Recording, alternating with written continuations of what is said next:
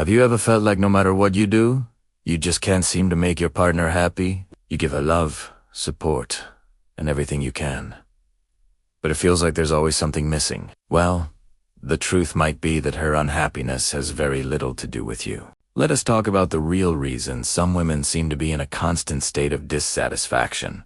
A truth that most people never discuss. The core of this issue often isn't the relationship itself, but deep-rooted emotional programming that started long before you ever met. Many men fall into the trap of trying to fix their partner's unhappiness, believing that if they just try harder or love her more, everything will be okay. But you pour love into a cup that is already filled with old wounds and limiting beliefs. This unhappiness often stems from childhood.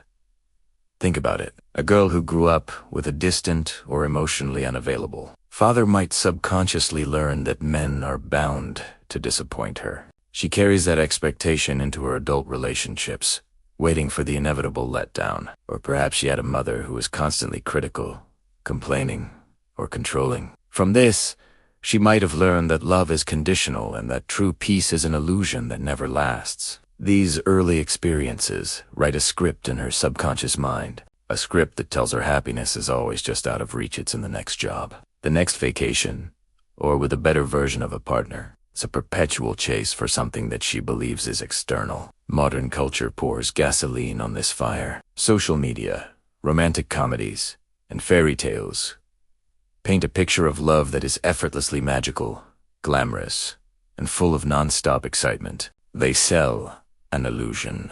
So when the reality of a long-term relationship sets in with its daily routines, shared responsibilities, and imperfections, it can feel like a colossal failure. The fairy tale has ended, and this reality feels like a consolation prize. This leads to what can be called the satisfaction trap. As soon as she gets something she thought she wanted, the committed partner, the beautiful home, the stable life, her mind almost immediately starts scanning for the next thing that's missing. Stability, which should feel safe and comforting, starts to feel boring. A good, reliable man starts to look inadequate because he's unproviding the constant drama and emotional highs she has been conditioned to equate with passion.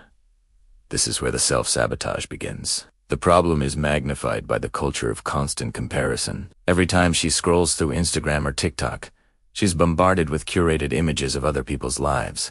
She sees friends on lavish trips, influencers with seemingly perfect partners, and staged moments of bliss. It becomes an endless feedback loop where her own life, no matter how good it is, feels lacking. Gratitude for what she has is replaced by a desperate need for external validation. The likes, the comments, the public displays of affection. Love becomes a performance. In an effort to live up to these impossible standards, many women learn to perform emotions rather than genuinely feel them. They play the role of the cool girlfriend, the independent woman, or the sweet, easygoing partner because they've learned that these roles earn affection and approval. But no one can wear a mask forever. Eventually, the act becomes exhausting, and the resentment that has been simmering underneath boils over.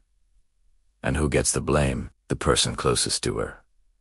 Her partner. The relationship is blamed for feelings that were planted decades ago. What's fascinating, and also tragic, is how the nervous system adapts. For someone raised in an environment of chaos and unpredictability, peace and calm can feel incredibly foreign, even dangerous. When a healthy, stable relationship finally brings that sense of calm, their internal alarm bells go off. Their system interprets the lack of drama as a threat, so they might subconsciously create tension, pick a fight, or find a flaw just to feel that familiar rush of chaos, to feel alive again. Relationships often crumble not because of a huge betrayal, but from this slow, steady drip of emotional stability is mistaken for stagnation, and genuine affection is misinterpreted as a form of control. So, what's the takeaway here? If you're a man in this situation, the most important thing you can do is stop trying to be her savior. You cannot rescue her from her own internal patterns. Trying to do so will only drain you, breed resentment, and cause you to lose yourself in the process. Her happiness is not your responsibility to manufacture. And for everyone, the ultimate lesson is that happiness isn't something someone else can give you.